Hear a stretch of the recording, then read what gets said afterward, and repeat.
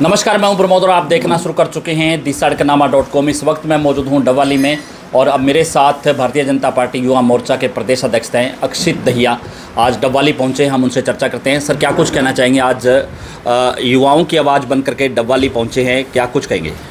सबसे पहले तो मैं द सड़कनामा के मेरे जितने भी दर्शक हैं उन सबको आपके इस माध्यम से सादर प्रणाम करता हूं। और डबवाली आने का जो आज कारण है, 1 अगस्त को मेरे को युवा प्रदेश अध्यक्ष की जिम्मेदारी मिली और उसके बाद से ही मैंने हर ज़िले में संगठनात्मक परिचय बैठकें हों, क्योंकि जब हम स्टेट प्रेसिडेंट बनते हैं तो एक सोशल मीडिया के माध्यम से भी, मीडिया के माध्यम से भी कार्यकर्ताओं तक तो जानकारी चली जाती है कि इस कार्यकर्ता को ये जिम्मेदारी मिली है, ये इसका बैकग्राउंड रहा है।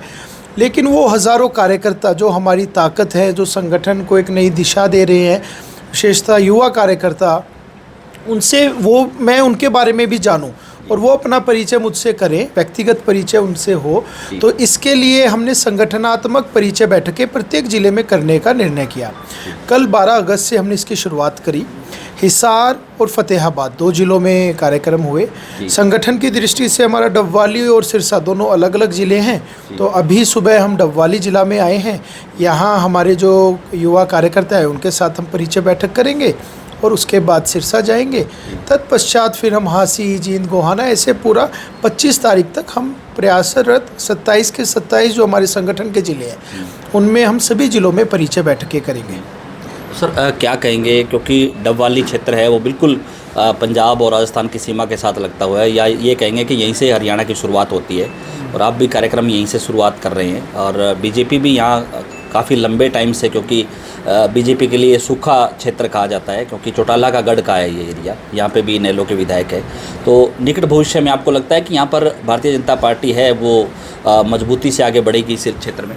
बिल्कुल, मुझे निश्चित रूप से लगता है, क्योंकि ये क्षेत्र वीरों का क्षेत्र है, वीर भूमि है ये डबवाली।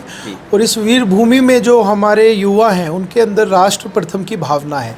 अपने प्रदेश को, अपने समाज को आगे ले जाने का एक उनमें उत्सुकता भी है और एक एम्बिशन भी है, और उस एम्बिशन को एक नई दिशा मिले, इसलिए उनके साथ बैठकर अभी हम योजना, चर्चा, परिचय सब करेंगे और आगे जाकर एक भव्य कार्यक्रम के रूप में पूरा हम मंडल स्तर तक, नीचे हर गांव तक, हर पंचायत, वार्ड तक आप देखेंगे कि कैसे युवा मोर्चा एक सकारात्मक वातावरण पूरे प्रदेश में बनाएगा।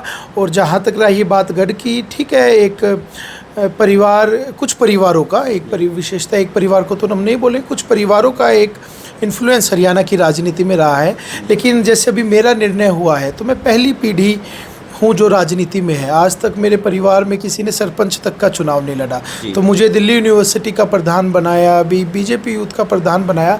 तो मेरे जैसे जो युवा हैं उनके लिए बीजेपी एक वास्तव में एक लीडरशिप मेकिंग फैक्ट्री है। हमारे जो युवा जो भविष्य में समाज की सेवा करना चाहते हैं राजनीति के माध्यम से, उनके लिए भारतीय जनता पार्टी एक नेचुरली एक बहुत अच्छा प्लेटफॉर्म प्रदान करती है।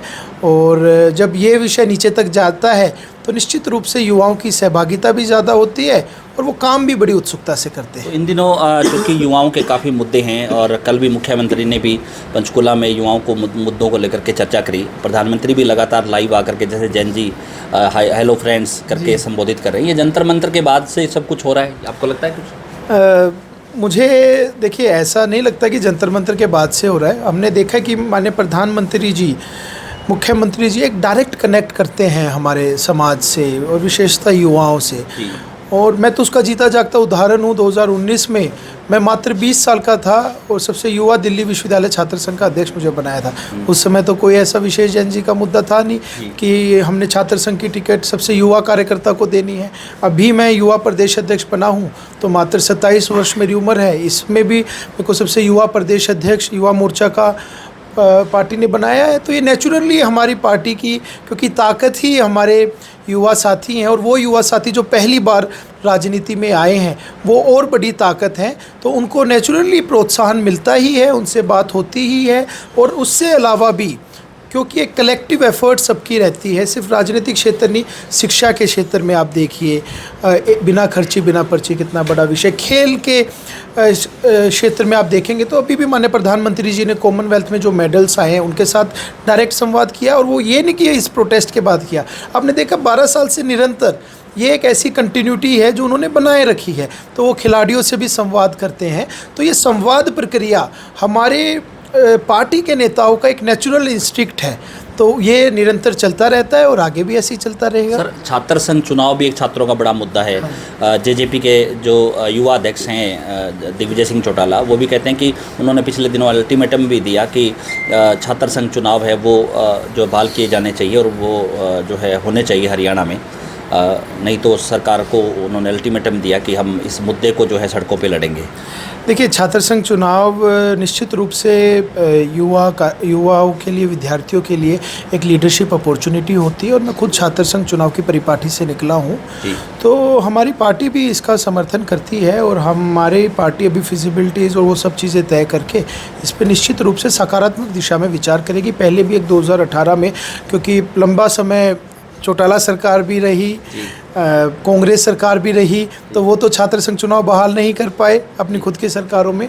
हमारी पार्टी ने 2018 में एक सकारात्मक पहल की, चुनाव हुए, छात्र संघ चुनाव हुए, अब फिर से एक पूरा एक फिजिबिलिटी तय करके इसके भी आगे जल्द से जल्द एक इस दिशा में भी आगे कदम बढ़े, इसके लिए हम भी प्रयासरत हैं। अभी 2029 के चुनाव में युवाओं की भागीदारी और ज़्यादा महत्वपूर्ण और ज़्यादा रहने वाली है, ये आश्वस्त करते हैं युवाओं को? डेफिनेटली आज का समय युवाओं का समय है। देश की 2/3 जो आबादी है वो युवाओं की है, और पूरा विश्व आज भारत को एक आशा भरी नज़रों से देख रहा है। तो हम बोलते हैं कि भारत का विश्वगुरु बनना ये भारत की अपेक्षा नहीं है, विश्व की आवश्यकता है, और वो इसलिए है क्योंकि जो युवा शक्ति हमारे पास है वो निश्चित रूप से सिर्फ इस देश को ही नहीं, पूरे विश्व के कल्याण के लिए कार्य करेगी, और वो आपको दिखेगा भी हमारी पार्टी के एजेंडाज़ में, हमारी सरकार की पॉलिसीज़ में आपको वो देखने को भी मिलेगा। और अभी तक भी युवाओं को एक प्राथमिकता दी गई है, आगे और अधिक प्राथमिकता दी जाएगी, इसको सुनिश्चित किया जाएगा। धन्यवाद।